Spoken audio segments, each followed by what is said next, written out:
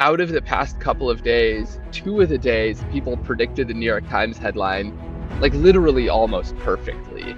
And so it's been cool to see, like, even with like I think a small amount of volume right now as the thing continues to pick up. Got a ton of messages about like people interested in other types of prediction markets, like using the same standard, which you can do with our contracts really easily.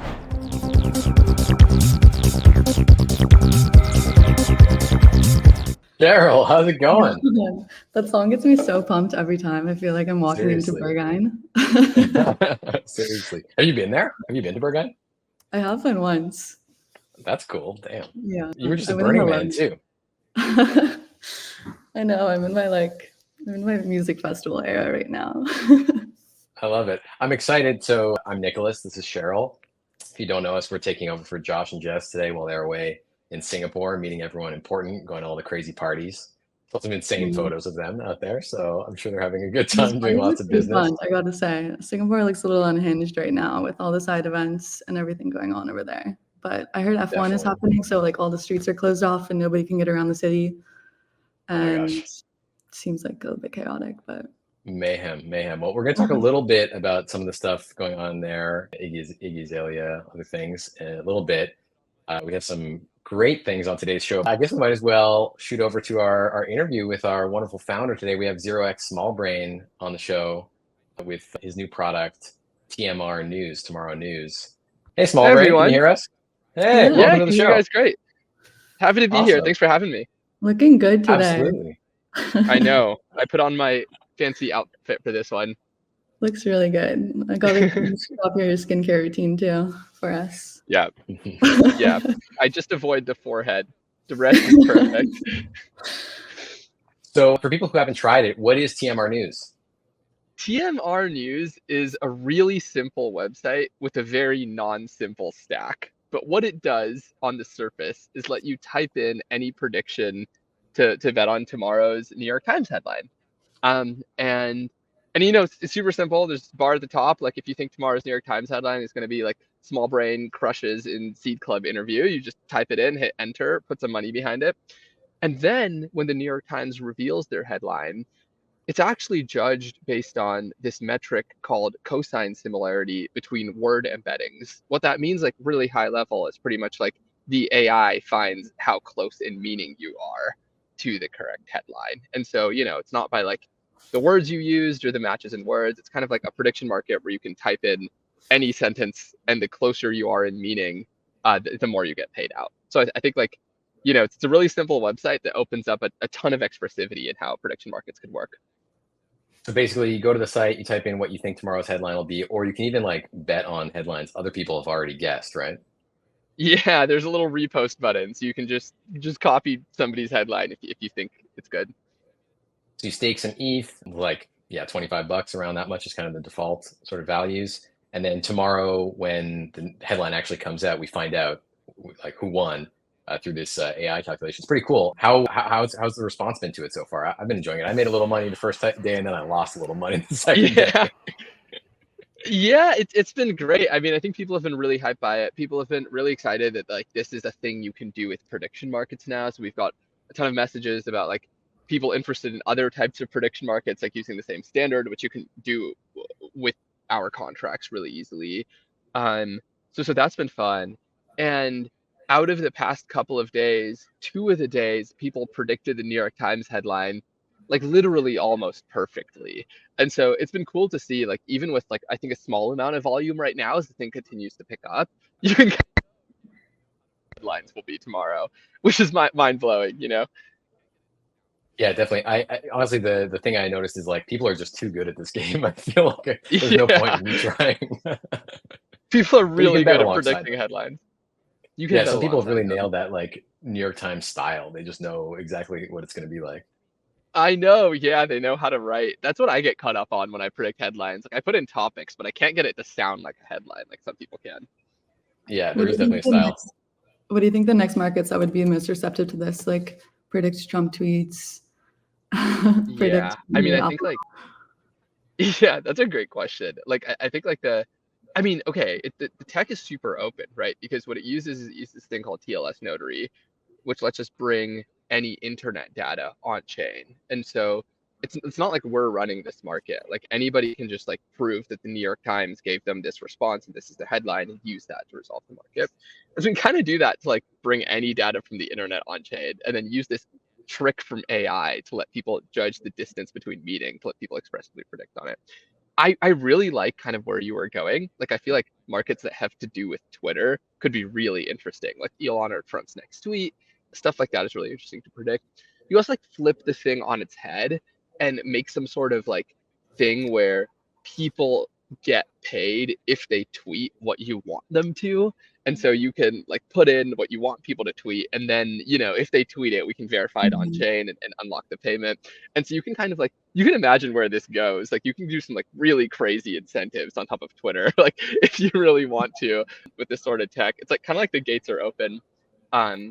Yeah, but that's next. I think it's cooking up some crazy new markets that use these primitives. Yeah, because it's funny.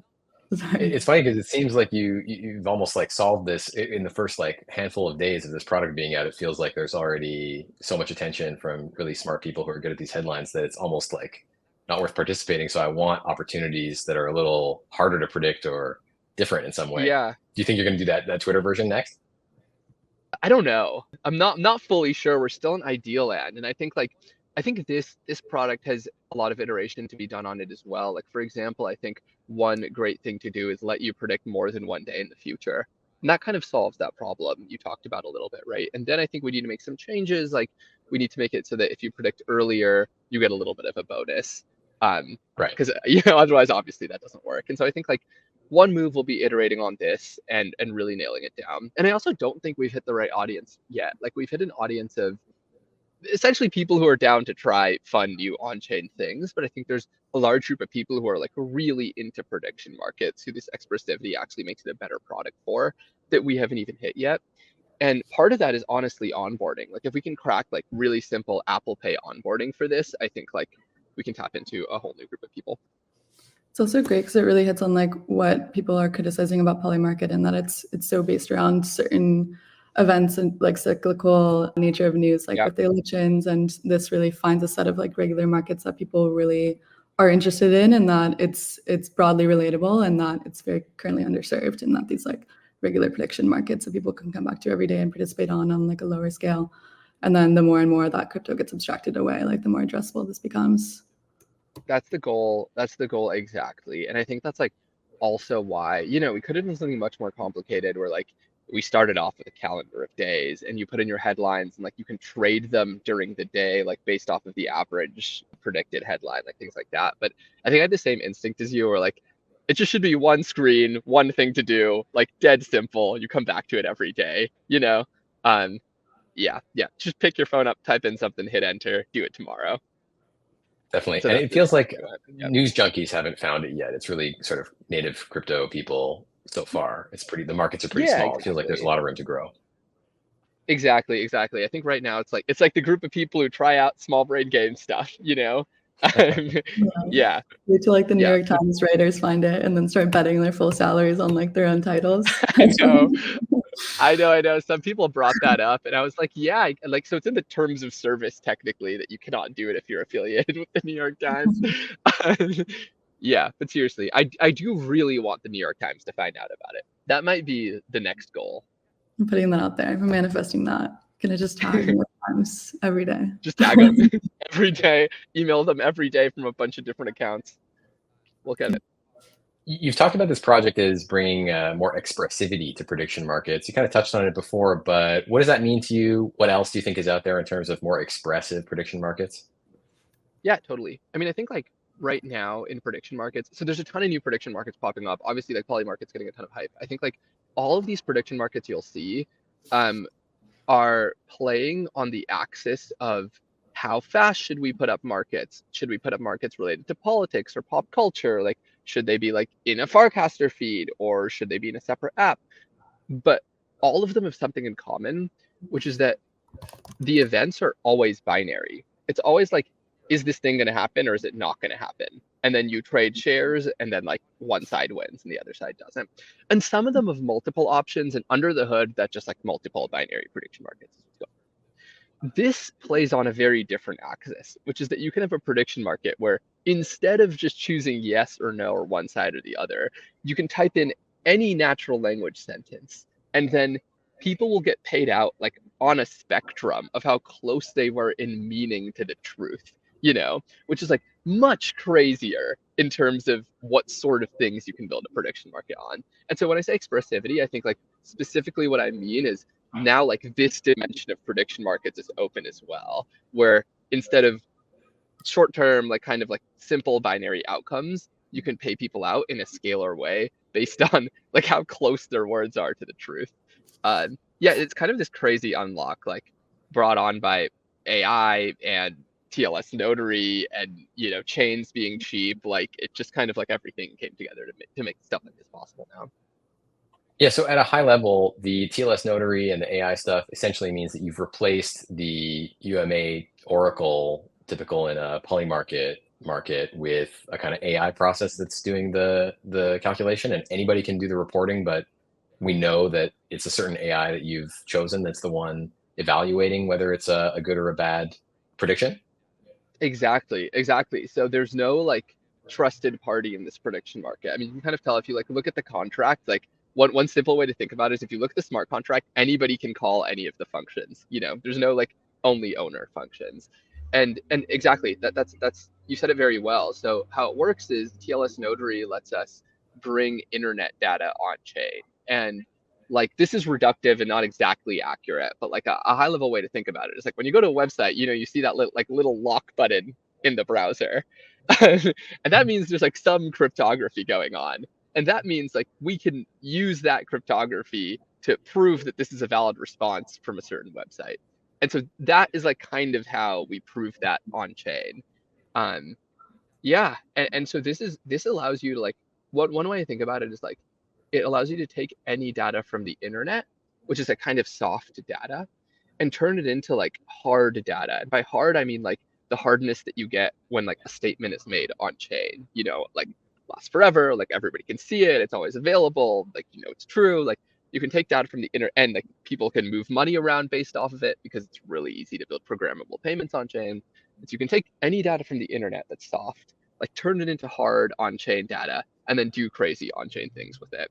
And so I think that's like the mental model for all the crazy apps that can be built now. Super cool. And a real like maybe revolution is a little excessive, but a big change, a big update to how we do sort of conclusions that really removes a lot of the centralization, right? So pretty cool from a decentralized perspective as well. Yeah, 100%. Exactly. Like most oracles like are optimistic and then have a dispute process where like voters decide, so poly market resolves the market and voters have a period to decide whether they did it correctly or not. Like here, anybody who can go to nytimes.com and get a response can validate the market. And then yeah, there's kind of no dependence on the team. This isn't the first project that you've done. I know Words 3 was a very popular project you've done in the past. What are the highlights for people who are maybe just learning about you for the first time? Yeah, totally. So Words 3 is one. It's a fully on-chain infinite game of Scrabble. So it's like Scrabble with markets on a board that goes on forever. I have built this app called DrawTech, which is like r/place, but fully on-chain as well. So it's like a fully on-chain drawing game where everybody draws on a shared canvas with incentives. I built this app called Yonk, where you can send people voice memos with payment attached. So how it works is like look, Nick, if I sent you a yonk, you would, and I recorded like on my phone, you would like get a notification and you have 10 minutes to listen to me full volume, no headphones. It'll face ID to make sure it's you to get the $10. Otherwise it comes back to me. And actually every second you don't listen to it, you lose money. So just stuff like that, those are some of the previous hits. There have been a couple others as well. I love it. If people want to stay tuned for what's new in TMR news and what's next for you, next projects, I mean, you're very prolific. Where's the best place for people to catch up with you? Just Twitter. I don't tweet very much, or X. I guess I don't X very much. But when I do, it's like I think like usually a drop. Like sometimes I have thoughts, but most of my thoughts are here's a new product. And so I think like that's just the best way to keep in touch with what's new. That's also like where I'll launch things. I'll just like tweet them out and then usually tweet out DM me for a play testing before. Is I also wanted to shout out the focus right now, or are you working on other stuff as well? Tomorrow News is the primary focus right now. I mean, I think like this is just so cool. I want to spend time like iterating on it and trying to get it to the right audience. But there's notebooks full of things that could be up next. Do you think you'll go all the way making it mainstream, like letting people buy in with a credit card or something like that? Or do you think it's kind of crypto native first? No, I really want it to be number one. I think like there will be crypto native stuff baked in. Like if you have a MetaMask and want to pay in ETH, it'll be easy for you to do so. It'll still probably be the easiest for you to do so. But no, I think I'm going to spend energy and effort on making it really. What I want is I want people to just double tap on their phone and Apple Pay it. I think like I don't know the legal issues with that, so I'm trying to figure that out. But that's what the focus is. Awesome. And I wanted to shout out, you did this in collaboration with Sofiane, who's a fellow at Paradigm. Was that a great collaboration? Or together before? Yeah, we've just worked together on a couple projects before, Mystery Meme and Elements.fun. It was such a good collaboration. He's super cracked. Like everybody should follow him. It's like seriously one of the best builders I've worked with in the space. Awesome. SmallBrain, thank you so much for coming on the show.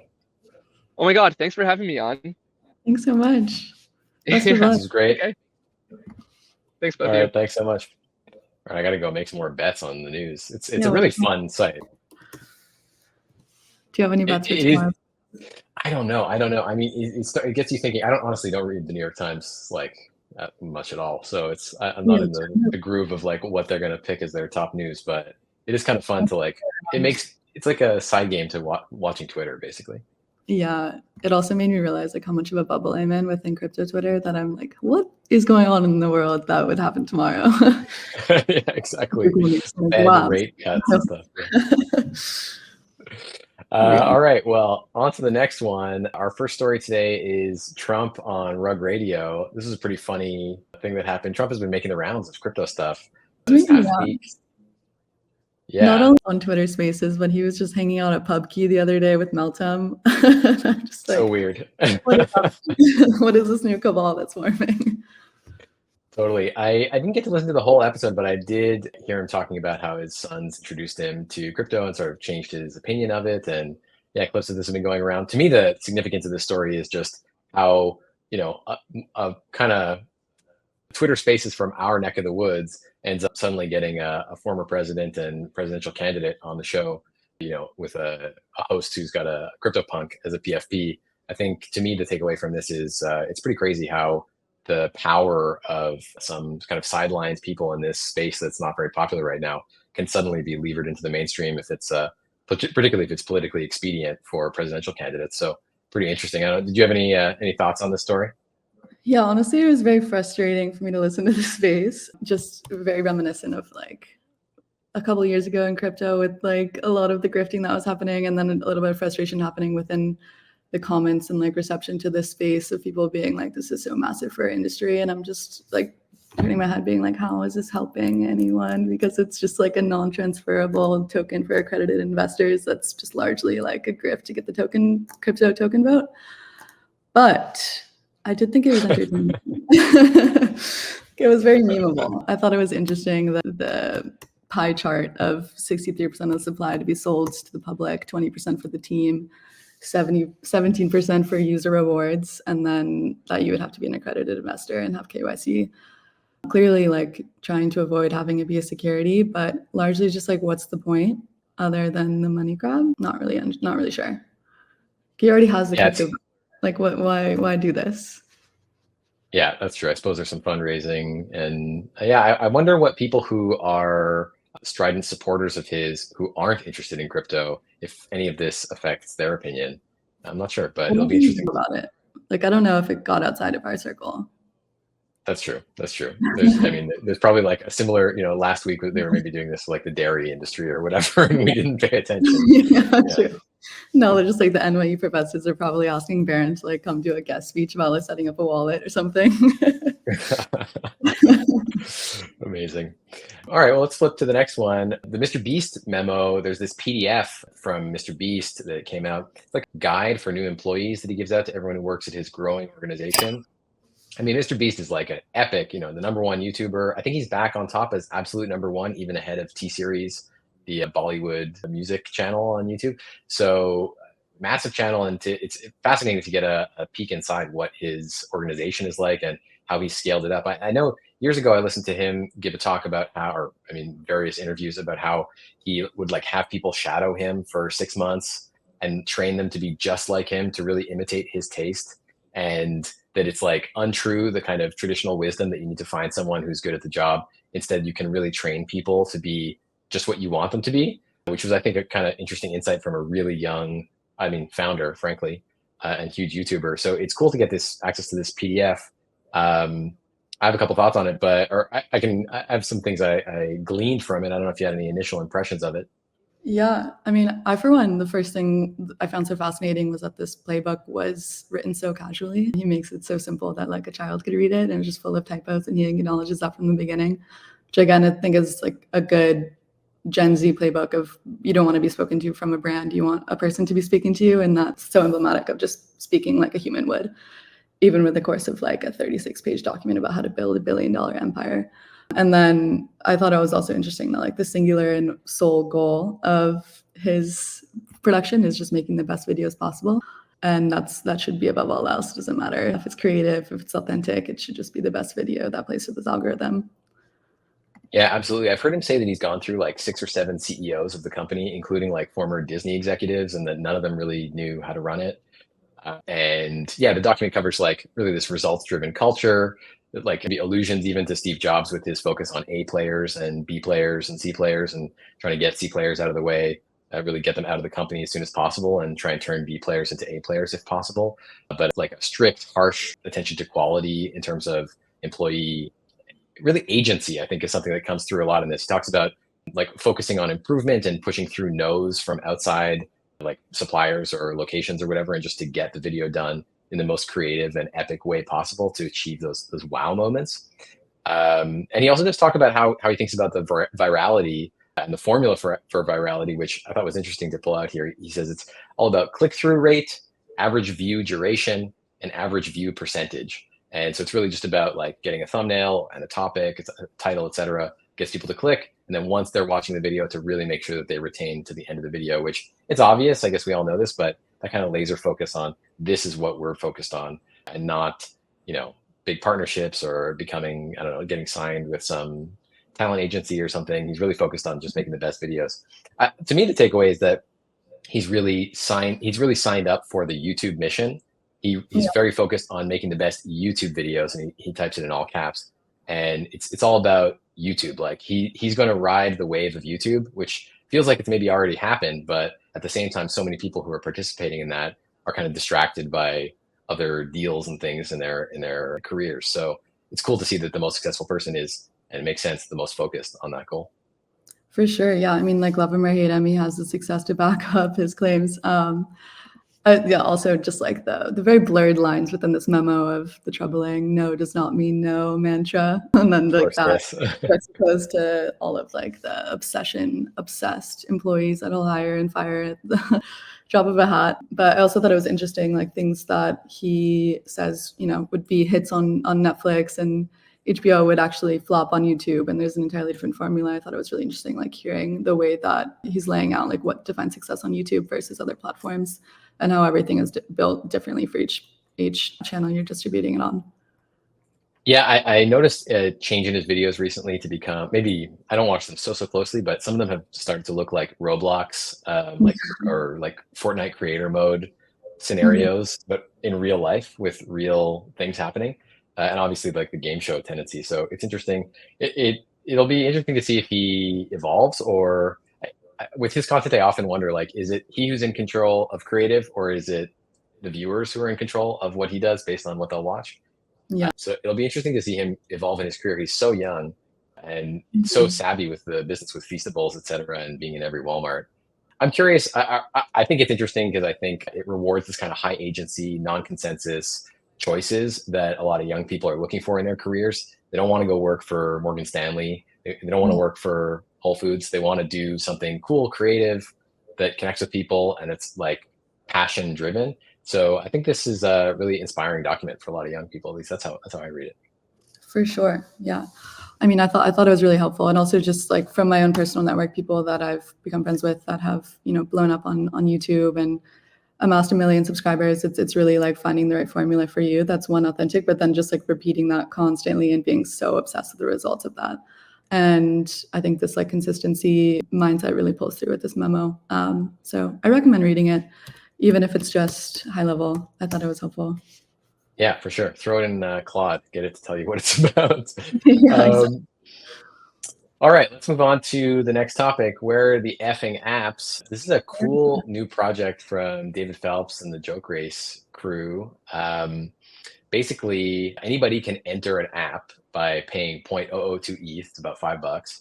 And there's like a voting period for a couple days where anybody can vote for 25 cents on what are their favorite apps from this kind of joke race infrastructure contest to try and find top apps, sort of reminiscent of Product Hunt a little bit, but turned crypto. I think this is very, very cool. 50% of the fees from the collected fees go to the top 3 winners. And I think there's only like a one of them set up right now, but it's possible it could be a recurring thing. Maybe Threader, you could click into the contest and we could take a look at what's winning. I think Pods was winning the last time I checked. What do you think of this project? Lots of fun stuff. I love to see all the C Club founders jumping in there and dropping in their apps. Shout out Winnie, Pods. I saw a few others. I also love Phelps' tweet that people are constantly criticizing crypto for not building apps, but this is proof that that's not true.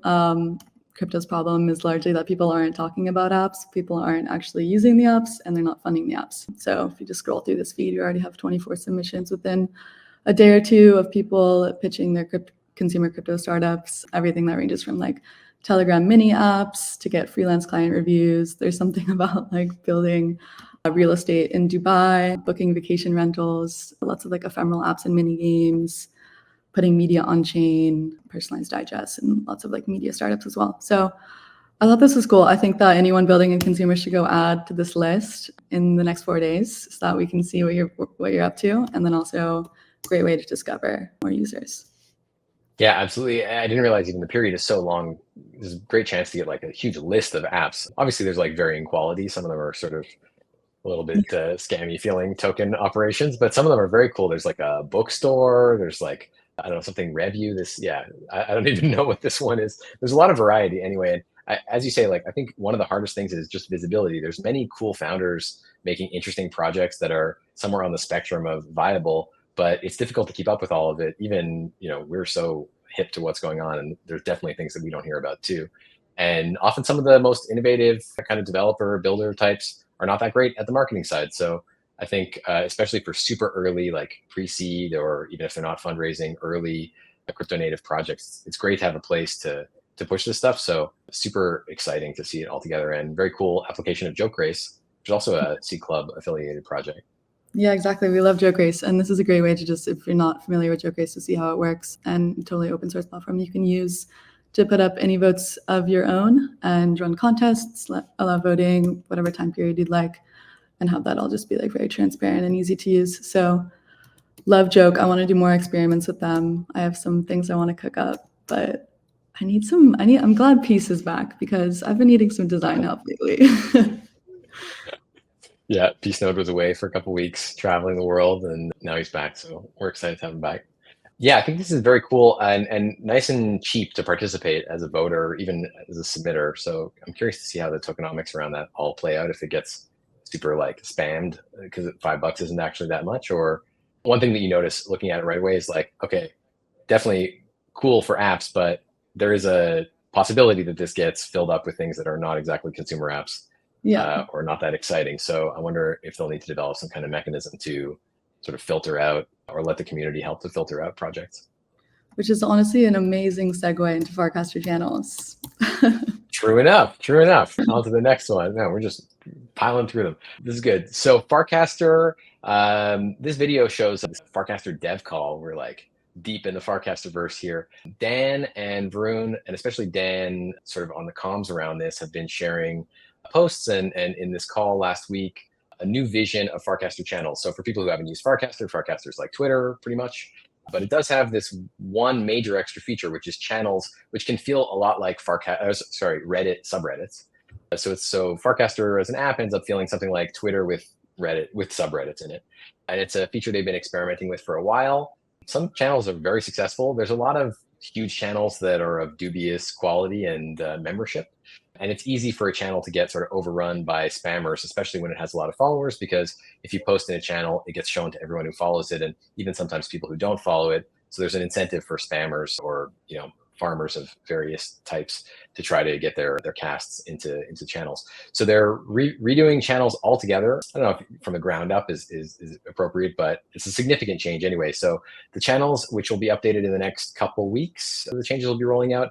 They'll now require membership to cast or reply. So the owner of a channel who's bought the channel for $25, as always, will be able to add people to the channel, and only those people will be able to cast into the channel. So you'll need to be added by the owner or one of the 10 moderators that they're allowed to add in.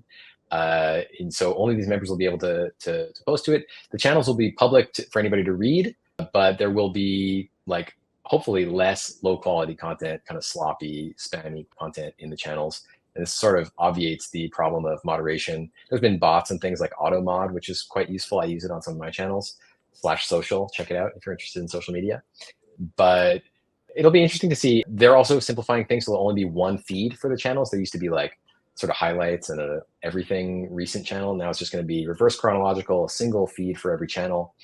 And I believe they're saying that it's going to be narrow cast. So what that means is if you don't follow the channel, you won't see posts in that channel.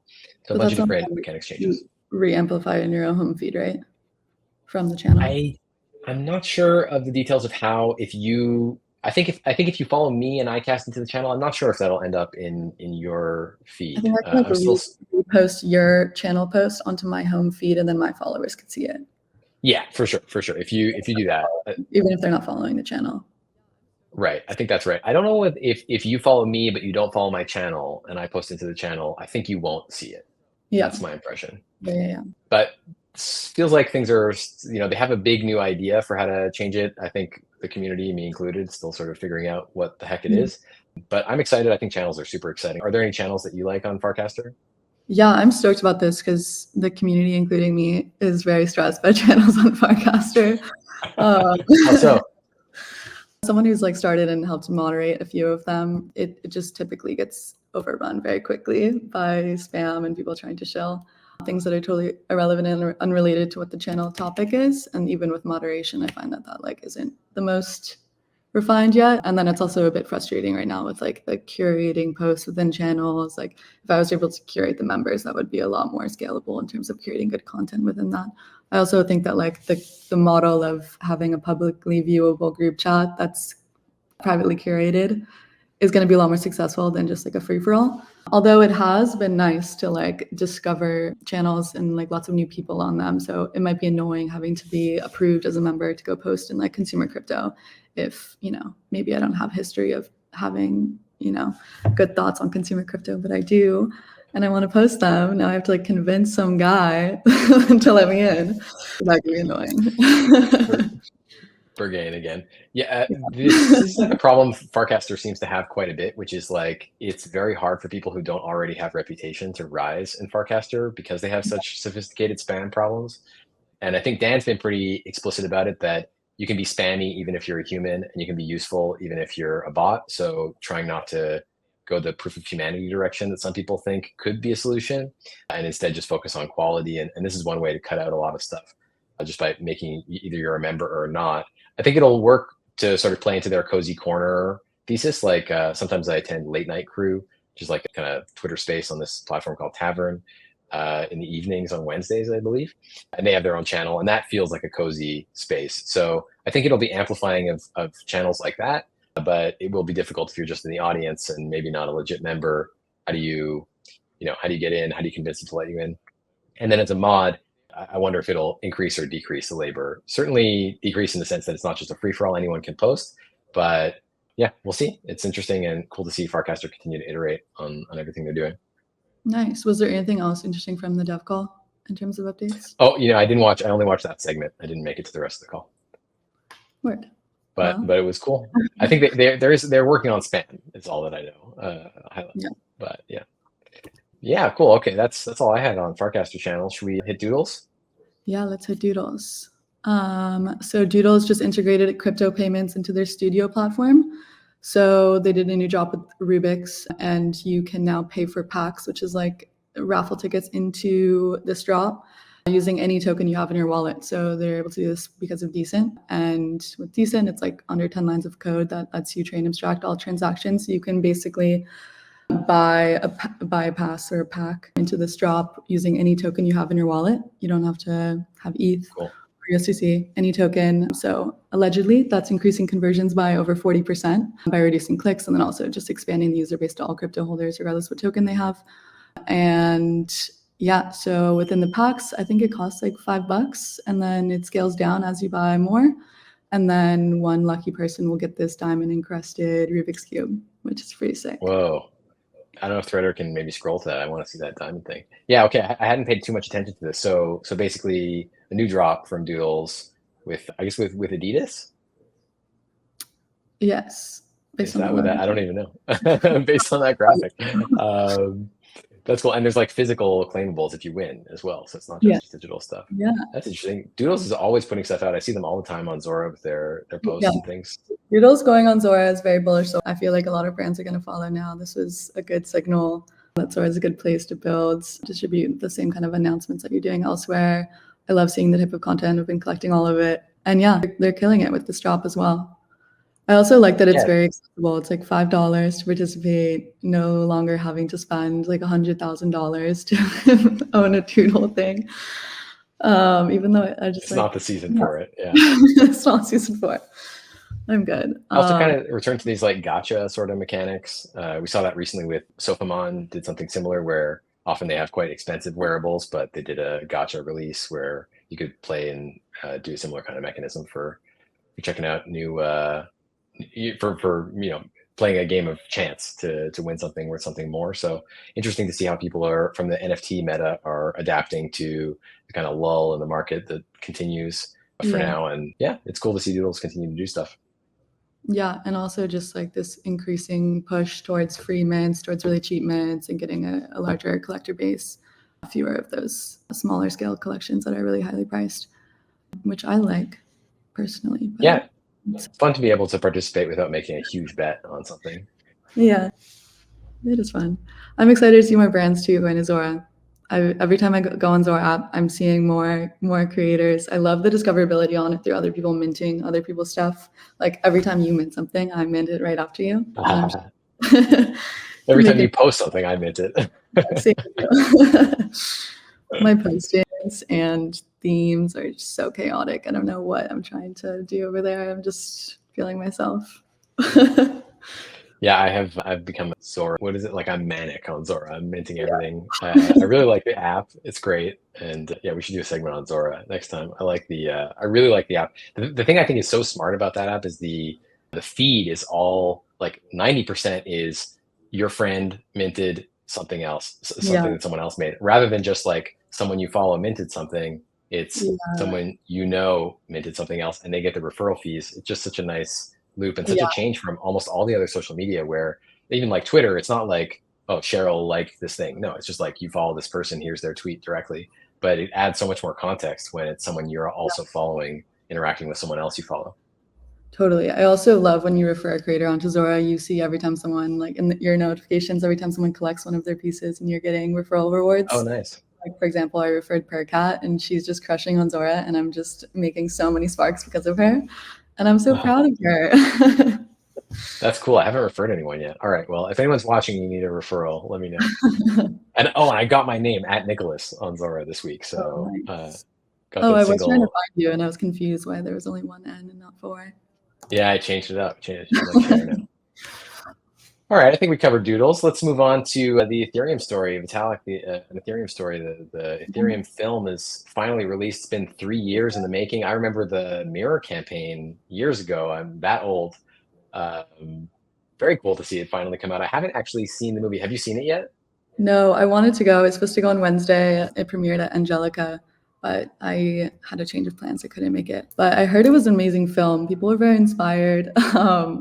It's not only about like the Ethereum and the Ethereum developer community at large, but it's also just kind of an opportunity to get to know Vitalik over 90 minutes and like his deep inner psyche and what drives him, what excites him. And it's very wholesome, I've heard, like the things that he's into. I've heard he was really into bugs.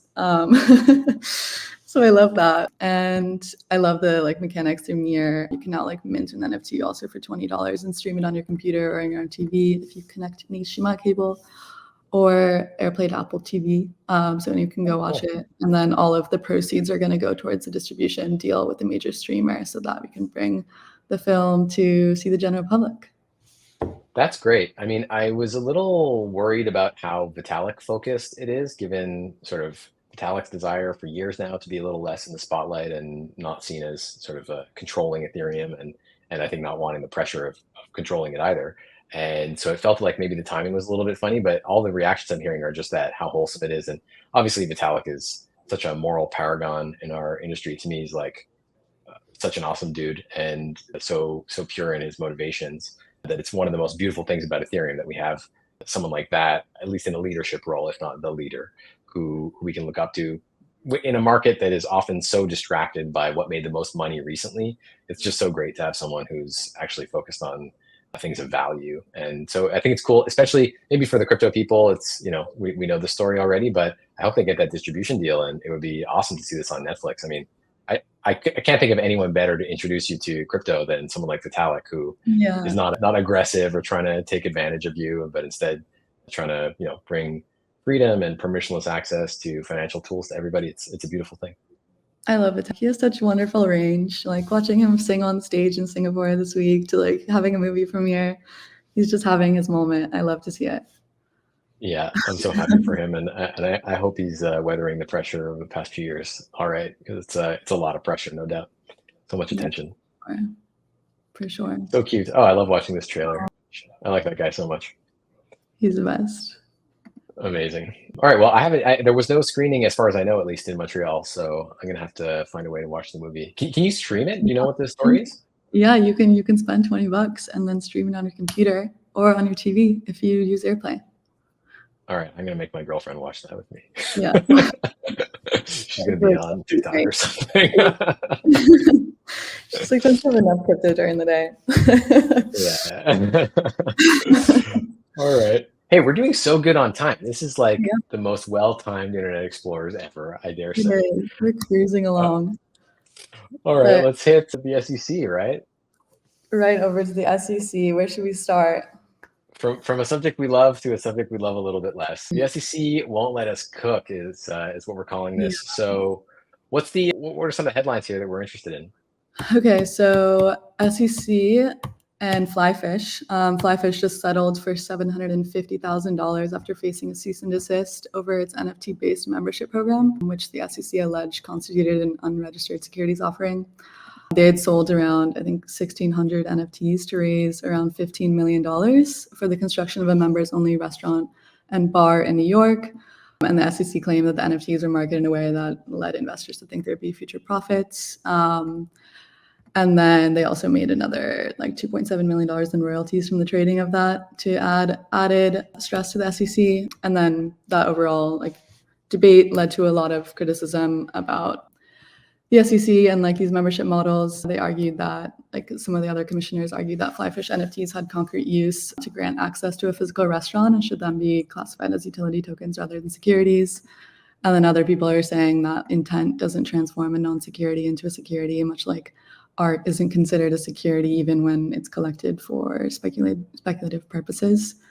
So they had to settle for $750K. And then this has got me thinking about Blackbird and like Blackbird Club. Obviously their model is different, but similar concerns.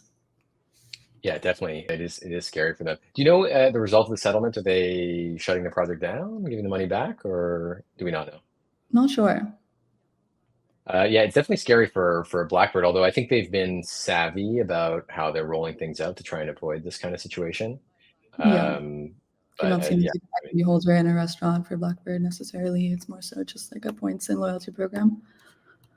yeah, and yeah, I think they're, well, I don't know, I haven't used it yet. Yeah, you're in New York. Do you use Blackbird? Yeah, I'm a Blackbird simp. I'm How come? From a user perspective, what? I'm surrounded by Blackbird cafes, so I'm like exclusively going to Blackbird cafes recently. I went to one yesterday, and they told me I was the first person to scan it this week, so that made me a little bit sad. But Oh, I was like, it shouldn't be that difficult, right? But another cafe I went to, all the NYT students go there, and they were all tapping their phone. So I think it's just like a Gen Z thing. It's really nice. Also, they recently integrated this like TikTok like feature, so you can discover restaurants and bars, but it's all like a curated New York restaurant scene. So I've been discovering a ton of restaurants through that, which has been fun. oh, well, let's hope the SEC doesn't get to them. Like SEC is trying to ruin everyone's life. There's also another story we had on this topic was Iggy not being allowed to bring dancers on stage at Token 2049. Was that it? Yeah, they're not letting Iggy cook because of the regulators. She said that she was kind of at a break point and do a whole performative piece of cinema on stage. And they first told her that it would be like inappropriate to have the type of dancing that she wanted to have on stage. And then they were like, okay, fine, you can do it, but it's going to take attention away from all the other crypto presentations. And she was like, that's not my fault, that everything else is so boring, like do something better. And then they were like, okay, fine, you can do it. And then they said that it would be like blindsiding Eric. Oh, yes, and he was down though. He was down though. So and then they were like, okay, now you can't do it because of the regulators. And now she's just like taking to Twitter, talking about how the regulators won't let her cook. And then also talking about how everyone is like misconstruing the whole meta around celebrity meme coins and trying to make them out to be these like bad thing when really it's just like the same thing as a meme coin, but with a figurehead that has some reach and a better grasp of marketing. And like the real problem is like counterfeit scams and things like that. And people should just like respect creators who are trying to build community and use like successful and effective marketing tactics. Yeah, I guess maybe this isn't SEC regulators, but rather fear of them by conference organizers getting in the way. Pretty lame, but cool that she was able to come to Twitter and kind of change the score by going direct to her audience, who I think are pretty supportive of her at least doing what is her thing. You know, maybe it's not everyone's cup of tea, but that's what she's here for. We want to see the dance. We should let the regulators get lap dances on stage at Breakpoint 2024. That's what we're saying here today. There was also this story about OpenSea and the Creator Legal Defense Fund. What was that about? Yeah, so OpenSea pledged $5 million to help cover legal fees for NFT artists and developers who received any kind of Wells notices from the SEC. They're kicking it off with the Creator Legal Defense Fund with Stand With Crypto as well and A16Z. Right. That's cool. I haven't heard so much from OpenSea lately, but good to hear that they're supporting creators. It's a terrible thing that, I mean, I suppose there are some creators out there who are maybe doing things that they shouldn't be. And as much as, you know, those of us doing legitimate things don't want to be involved with wealth notices, et cetera, it's good that there's OpenSea is backing up people who are legitimate and getting caught in an overly aggressive net, right? Yeah, and A16Z also pledged another $1 million in the aid of this effort. So that's great. That is great. Was there anything else we wanted to touch on this topic? There's one other fun project called Unfuck the Earth. That's also linked there, third, if you want to pull it up. But they're doing, founder of Thrive Market founded this on Earth, and they're doing a bunch of fun pranks against corporations who are doing harmful like practices against climate or anything just harmful against the world. And they've recently done a prank on Gary Gensler, and they worked with people in the process, and they got 100,000 signatures to fight for artists who are releasing NFTs, arguing that this is art and this isn't a security. And they packaged all 100,000 signatures in physical pieces of paper and put them in pizza boxes, and they're going to deliver them directly to Gary Gensler on Monday. So, oh my gosh. Yeah, there's a video as well. They just posted it if you go over to their account.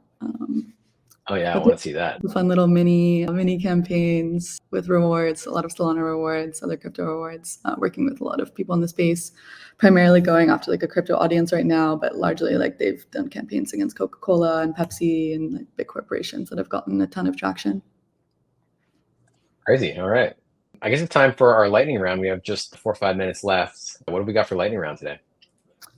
Yeah, we've got a little collab between Paris Hilton and Shift, which cool.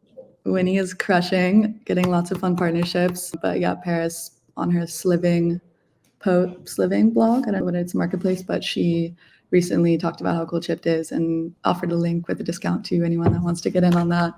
So congrats, Winnie and Shift. What else do we have? That's cool. Do you want to talk about the Solana release, the Seeker? Because I don't really. Yeah, let's do it. I don't understand it either. Let's try. What are they up to? They've got like some new wallet tech or something? They have a new phone. Oh, new phone. Oh, yes, that's right. That's right. There's a new Solana phone coming out. Yeah, we were talking about this. We don't know who it's for. We don't know. But I guess, I think to me, the most exciting thing about the first time they did a phone was that it became this like physical device that was like representing airdrops or a magnet for airdrops. And then people traded the physical device to get those airdrops. So I imagine they're running back that playbook. I'm always a little skeptical. To me, it's like if you're sort of high net worth or whatever, if you've made a bag in crypto or otherwise have a bunch of money, my feeling is you probably have an iPhone. It's the burner phone. Yeah, right. Is it for the drug dealers? Is it for the dark money? Is it for the airdrop farmers? You got your main phone and your Solana phone.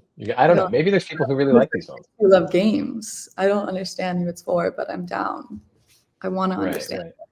Right. We should get a guest on. Maybe we can get someone on from this project. This is the Solana Seeker phone for anyone who's curious. If you're a Solana Seeker, go-to-market marketer, we want to talk to you. I want to talk to the CEO of Solana Seeker. There was one other one. We had this robot chicken announcement reviews coming to Netflix.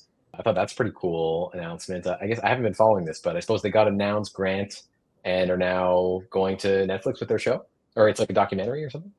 I don't really know what the show is about, but I saw that the show is coming to Netflix. Don't know what it's going to cover. Will be interesting. Gonna able to search and line up right after the Vitalik Ethereum story. It would be cool to see nouns on Netflix. It's interesting to be able to point people to things that are crypto related in venues that they're already comfortable with, rather than sending them some XYZ link. Just like, oh yeah, search nouns on the Netflix and you can find something out. I don't know if people will do it, but it's cool to see the very slow migration into mainstream media happening. So interesting story. And Robot Chicken, veritable animation studio and creative studio. So very cool.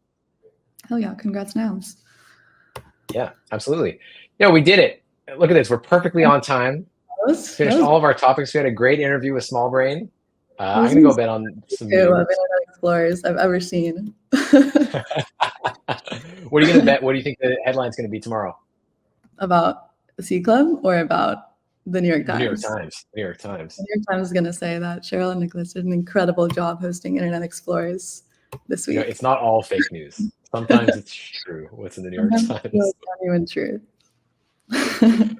All right, Cheryl, this was awesome. Thanks so much for co-hosting with me. Thank you. Have a lovely rest of your party. Yeah, we're going to get to see Jess and Josh on next week's episode of Internet Explorers. In the meantime, see you on chain. See you on chain.